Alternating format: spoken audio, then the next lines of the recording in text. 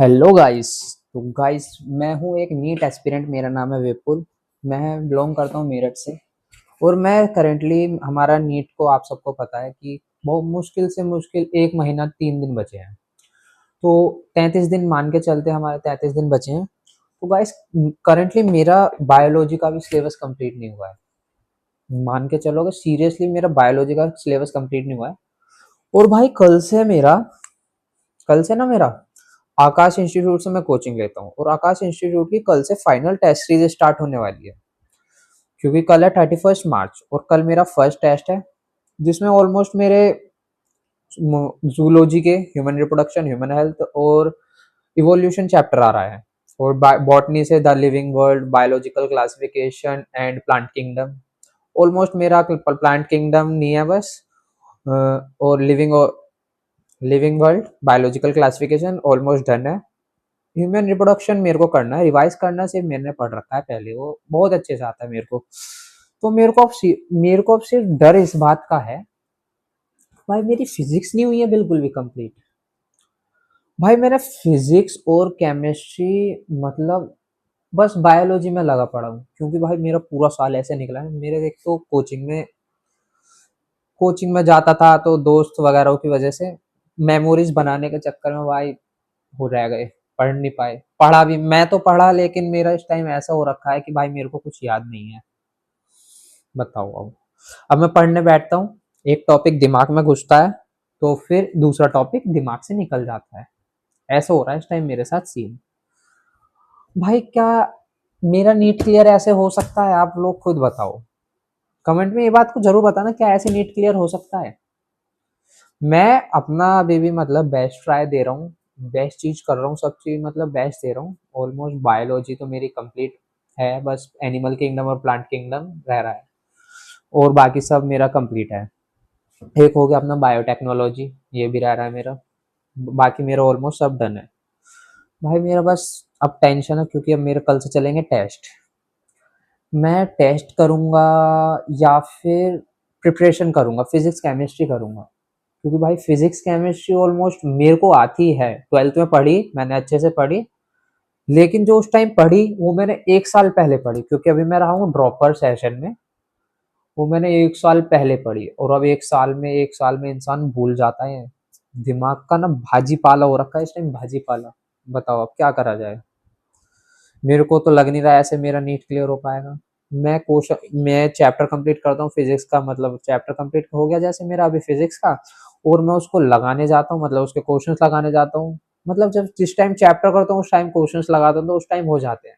लेकिन जब complete chapter करने के बाद PYQs वगैरह ट्राई करता हूँ, तो भी भाई वो नहीं हो पाते मेरे से। क्यों नहीं हो पाते? यही तो है दिमाग का भाजी पाला होना। भाई कंसेप्ट बेस्ड क्वेश्चंस इतने हैं भाई। मैं मानता हूँ PYQ इजी क्वेश्चंस आते हैं, मतलब PYQ मैंने करे, मेरे को इजी लगे जिस टाइम मैंने करे। लेकिन अगर अब मैं करने बैठ जाऊं उन क्वेश्चंस को, तो फिर मेरे को थोड़े डिफिकल्ट लगेंगे। ये हो रखा है मेरे इस टाइम स्थिति। मेरा दिमाग का ना भाजी पाला हो रखा है, भाजी पाला। अब मेरी कल से टेस्ट सीरीज है, और कल की टेस्ट सीरीज में मेरे को, मैं आपको दिखाता हूँ कौन कौन से चैप्टर्स आ रहे हैं। देखो मेरे क्या टेस्ट सीरीज में ये चैप्टर्स आ रहे हैं, पढ़ के बता देता हूँ। Dual nature of radiation and matter, atoms, nuclei, semiconductors and experimental skills. इसमें से मेरे को कितना आता है? एटम्स आता है, क्वेश्चंस करने बैठ जाओ नहीं होंगे। सेमीकंडक्टर ये आता है, इसमें सिलिकॉन और जर्मेनियम का होता है मेन बस। और वो होता है अपना, मैं थोड़ा भूल रहा हूँ अभी, बताता हूँ आपको बाद में। ड्यूअल नेचर ऑफ रेडिएशन मैं सोच रहा हूँ आज कर लूंगा, तो फिर मेरा हो जाएगा फिजिक्स ऑलमोस्ट। बस एक्सपेरिमेंटल स्किल्स में थोड़ी दिक्कत हो सकती है वर्निकल। और केमिस्ट्री में अपना some basic concept of chemistry, यही है molarity, normality, volume upon volume की परसेंटेज, मास अपॉन उसकी परसेंटेज, स्ट्रक्चर ऑफ एटम।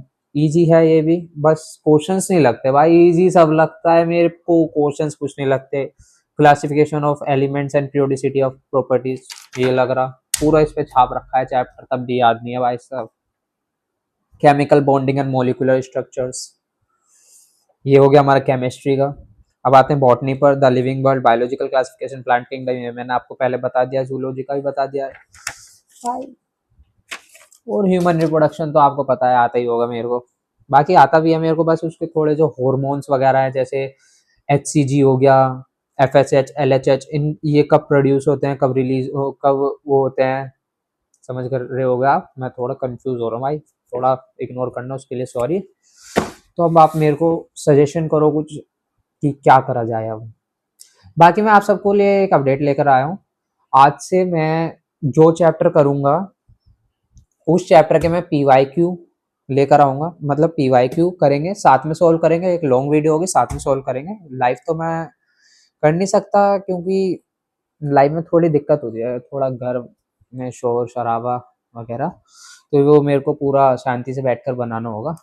और अपना लॉन्ग वीडियो में ही मैं करूँगा, और जो क्वेश्चन मेरे को नहीं आएगा वो लोग आप सॉल्व करना, और मेरे को सजेस्ट करना कमेंट सेक्शन में, बता देना पूरा एक्सप्लेनेशन। नहीं हो तो मैं कुछ करूँगा उसके लिए, एक टेलीग्राम चैनल बना लेंगे तो उस पर कर लेंगे।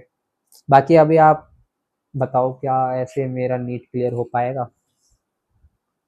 मुश्किल है बहुत यार, 1 महीना फर्स्ट ड्रॉप है मेरा वैसे भी, और 1 महीने में मैं कितने क्वेश्चंस लगा लूंगा भाई। मैंने फिजिक्स के केमिस्ट्री के क्वेश्चंस लगा रखे हैं, पूरे साल में भी लगाए, बहुत लगाए, लेकिन इस टाइम में अगर करने बैठूंगा तो मेरे को नहीं हो पाएगा, थोड़ी मुश्किलें हैं यार, मेरे को डिफिकल्टी होती है।